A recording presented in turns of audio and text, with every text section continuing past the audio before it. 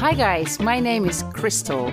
I am originally from the Netherlands, but I live in Palestine. I went for the first time to Palestine when I was 29, so that is already 13 years ago. And I came on an olive harvest program, and I completely fell in love with this country, with the place, with the people, with its history and its beauty. And of course, I also was touched by the reality of the life of Palestinians under military occupation. I came back to volunteer for 1 year, and then I fell in love with my current husband, with whom I am married now since 7 years. We have 2 beautiful children, Louisa and Hadi, and we live in Beit Safafa, which is between Jerusalem and Bethlehem. It's a bit complicated because our house is on the Jerusalem side of the wall that Israel built, but it is on the West Bank side of the official border between the State of Israel and the West Bank, about 200 meters on the east side of that green line, as they call it. We run a cafe and a bar in Bethlehem, and our children go to school in Bethlehem. So that means that we cross the military checkpoints every day in order to go to work and to school and to come back. Well, that has changed a little bit over the past month, obviously, because of the coronavirus. And we have been through a lockdown almost since March of this year. But our life is on both sides of the wall. I studied to become a tour guide. First in the Netherlands, I was a tour guide for many years. And now I am in the second year of my program at the Bethlehem Bible College to become a tour guide here, a local tour guide. And I'm learning so much about the history of this country, so much about the beauty of it, the geography, the climates, all the biblical stories, all the Islamic stories, all the Jewish stories that are related to this place, that I felt that it would be good to show everybody through my stories and through interviews with people who live here the beauty of Palestine. Hopefully, one day when the world opens up again, you will want to come and visit Palestine, and you will want to come and see the beauty and fall in love yourself.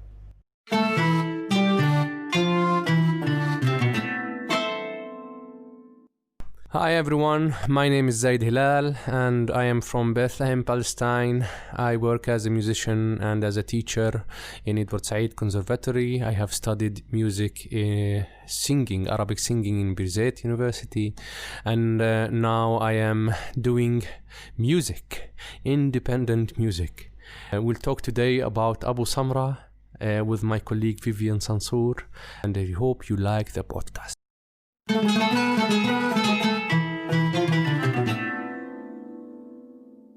I'm Vivien Sansour, and I am a woman in love with many, many seeds and many people. And I work with seed conservation as a result. And I work in the art world. I work with musicians who are brilliant, just like Zaid. And I'm from Bethlehem. And it's the place that I love and I strive to keep alive.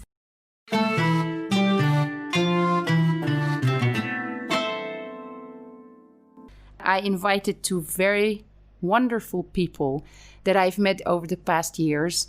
We met, the 3 of us, 2 years ago when the group Shy for All came from England to do some performances here in Palestine. They had reached out to me to see if I could help them in setting up some shows that they wanted to perform here.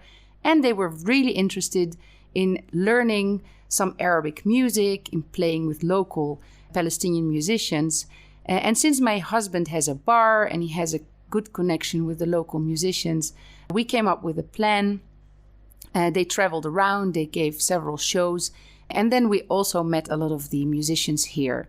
One of the other things we did was to learn more about the reality of life here, and also we visited some artists, and then we went to El Bir Arts and Seeds, where Vivien Sansour told us about the Heirloom Seed library that she runs.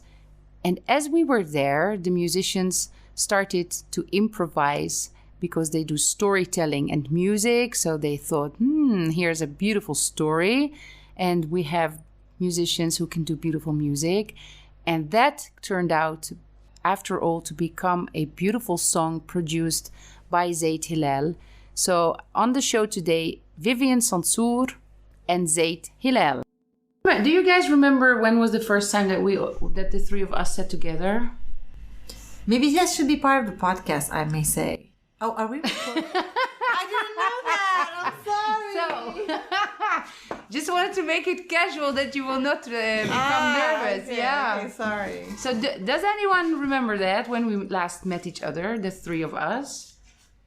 Because that's pretty special moment today. 2017 maybe. And it's weird because we all live in the same small place, and it's really, Bethlehem is not that big. And then we're all so busy that we hardly have that chance that we really sit together and run into each other. Well, I used to travel a lot before this crisis, so I take responsibility for that. And I think one of the blessings of this sitting still is actually getting to know the people that I thought I already know in my life, who I never spend time with. So I feel like I'm getting to spend time with people I love that I have been missing out because I'm rushing all the time. Like Bahat now. We take walks sometimes. We never used to do that. No, and I even think that because of this whole situation, I thought that I should start make podcasts. Because, what else can we do? We don't have work as tour guides. We don't have anywhere to take people. There's no people. I don't know, what do musicians do now? I invested in the home studio. When I started to do my own music. I think that was the challenge the first few weeks, actually. I was bored. I didn't feel like I do something for real. So I just invested in the home studio, and that was the real challenge, and here I am. And then you started recording, and then recently you recorded the song that we want to talk about today. Abu Samra. Yeah. Well, actually, that was the last time we sat together, the three of us. I think it was the first time also. The first and last time. That's the three of us. The second time. Yeah. You came with a group of people. Do you remember? With Zaid, yeah. And I didn't know Zaid, actually. You didn't? I knew Zaid. I knew of Zaid, but I didn't know Zaid. I didn't know Zaid if I saw his face. Yeah. Right? So when we sat together and your friends kept asking questions about, my work with seeds, and I started to tell them the story of Abu Samra. And then they were like, let's tell the story. And we started improvising, and I love improvisation. And then all of a sudden, Zaid just busts out with his voice. Yeah. And I'm like, who is this? Do you know, what is this? I found this on my phone, and I am going to have you listen to it because I don't know if you remember this.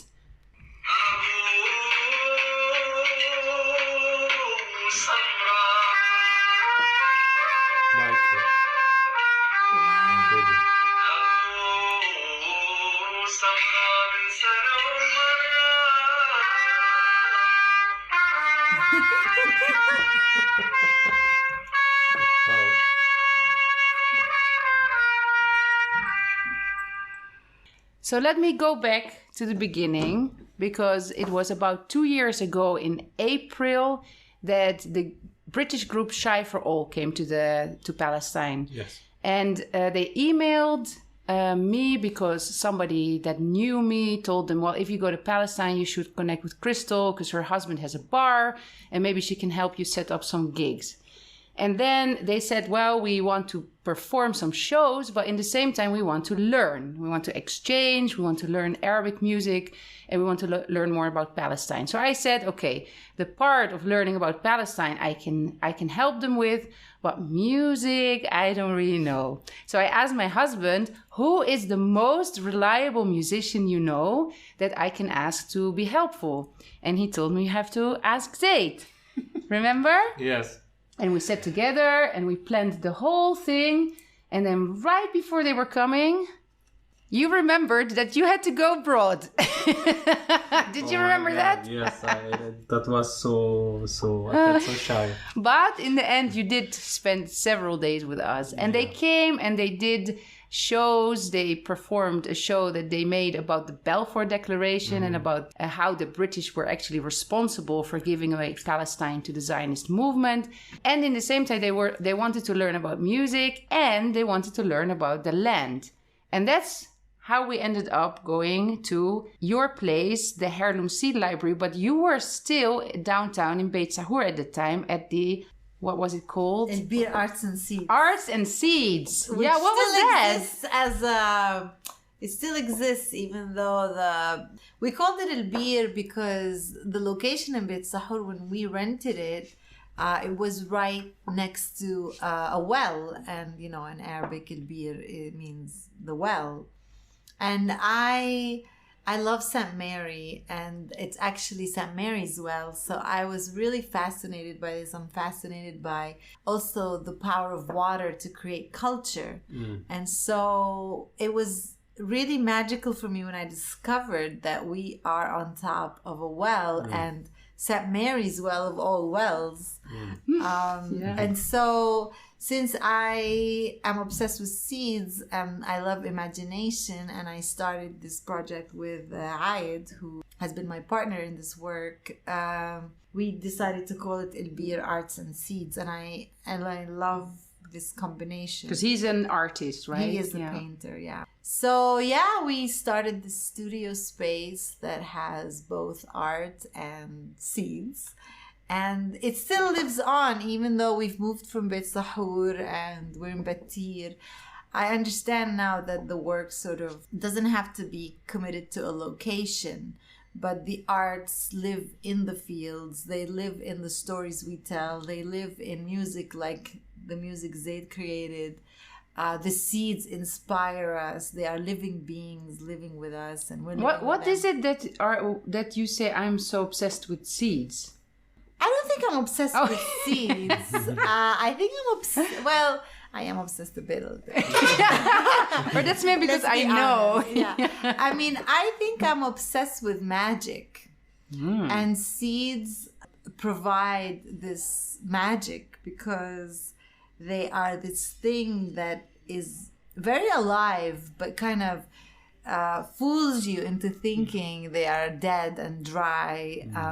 And then you put them in the ground and you poof have like a vegetable, a lettuce from something that looks like dust.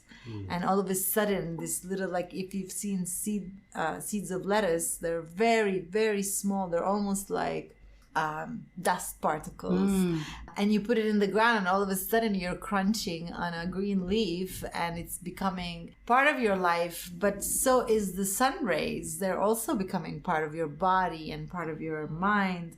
And the fact that seeds are the product of human imagination, actually, and the relationship between human and nature and this kind of amazing cohabitation and co-evolution. So, and for people who are not familiar with heirloom, what does that mean? So heirloom, as I say. Well, I mean heirloom if you're, I guess, if you're Dutch, British or Dutch. But anything that's kind of passed down, and this is why it's called heirloom. It's something that has been passed down through generations. It could be like you have an heirloom watch that someone has given in the family over and over again. And we call these seeds heirloom seeds because they have been literally passed down to us by our grandparents and our ancestors, even way before people we remember, like our grandparents. And so they still alive. So the seeds themselves are our ancestors. And what makes that so special from other seeds then?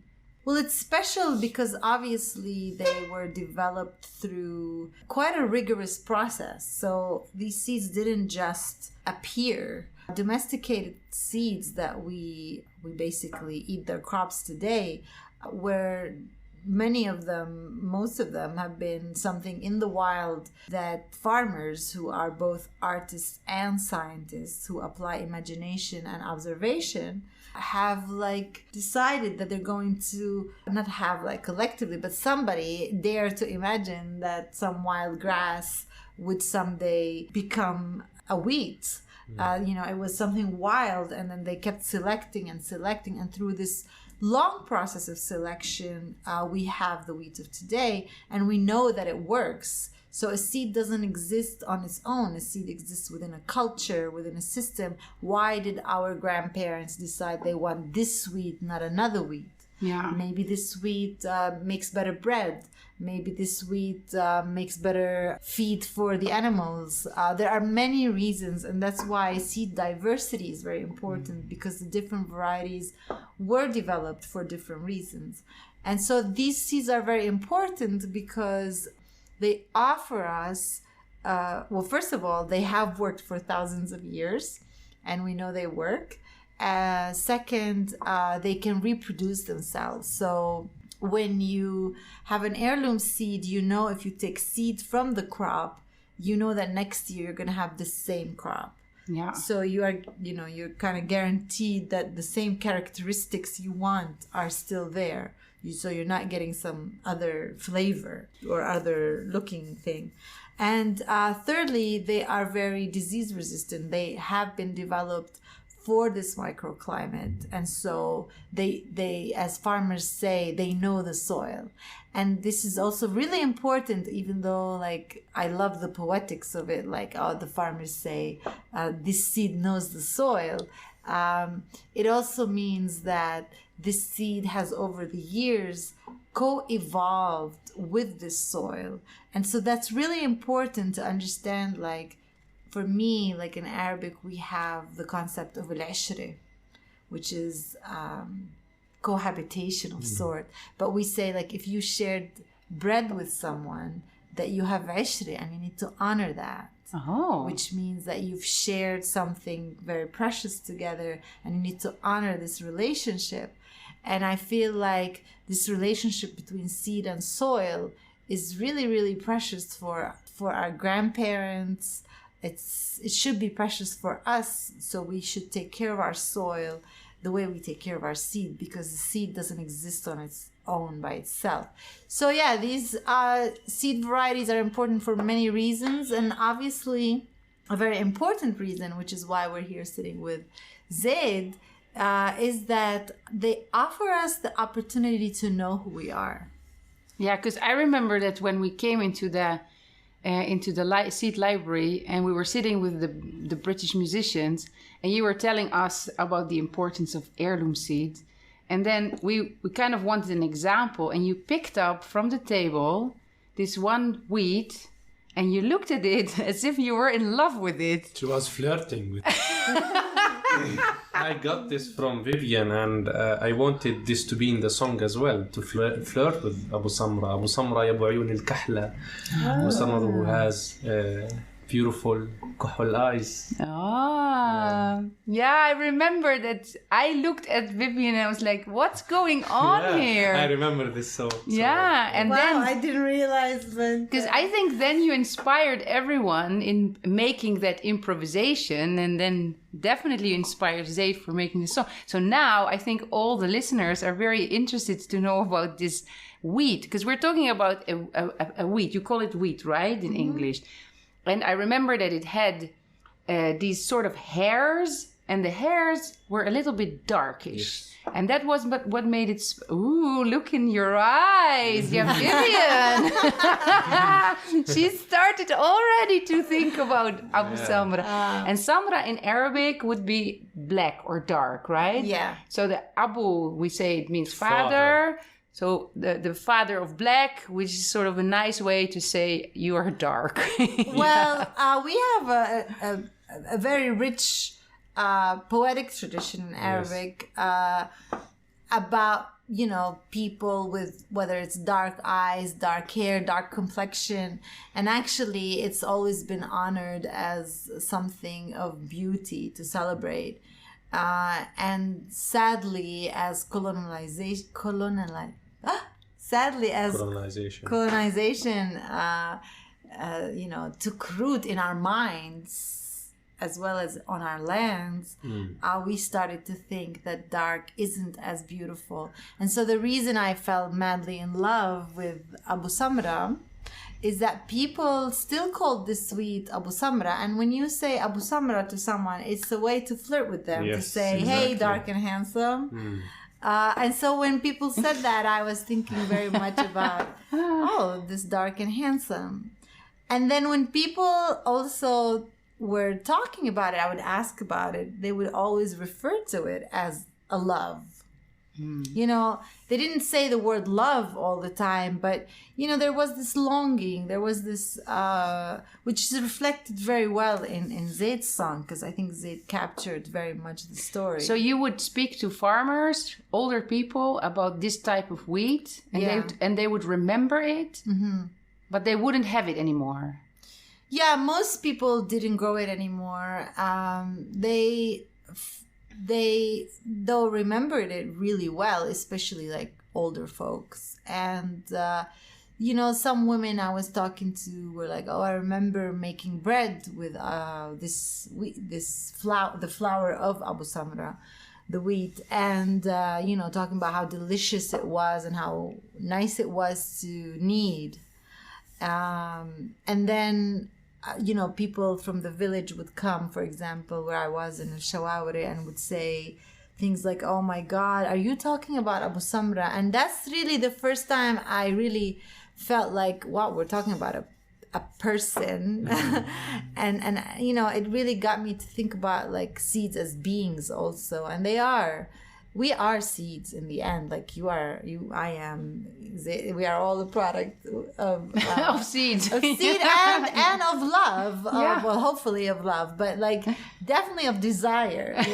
We were not produced except by desire, and so yeah. I mean, that day I was like, oh, this guy was probably in his 50s, and when he heard that we were talking about Abu Samra, he was like, oh my God, are you talking about Abu Samra? I loved his bread. It tasted like cake. And that's when it dawned on me, like, oh my God, people really like love and miss this guy. And I really felt like, oh my God, I want to taste it. And so then I went to the north and I talked to other farmers, and this lovely woman was like, oh, Abu Samra, yeah, we call it a challah here. Oh. And challah is kuhl, is the black eyeliner that people put on their eyes, because they were flirting. I mean, I clearly was flirting with it the way my ancestors flirted with it. And this woman was like, I remember my husband and I used to grow this wheat a lot. And her husband had passed away, and she had deep sadness in her eyes. I think she was talking about the wheat, but she was really talking about her husband. And I understood that, this again cohabitation that we've had with all species around us was something too profound to just dismiss and not bring to the forefront of our conversation. So then I started working with farmers to say, let's grow this wheat again, and we did. And then it was so beautiful to have also Zaid sing about it, not just because he captured it, but also because Zaid is also a young person who really got it. And that meant a lot to me, because in all the work I do, I'm always praying and hoping that it will impact future generations even after I die, that new generations would also carry this story forward. Had you even heard about it before? No, the first time I've heard about it was from Vivian. It touched me so much, and I felt I should make a song to raise awareness about our heritage. Especially this kind of seed.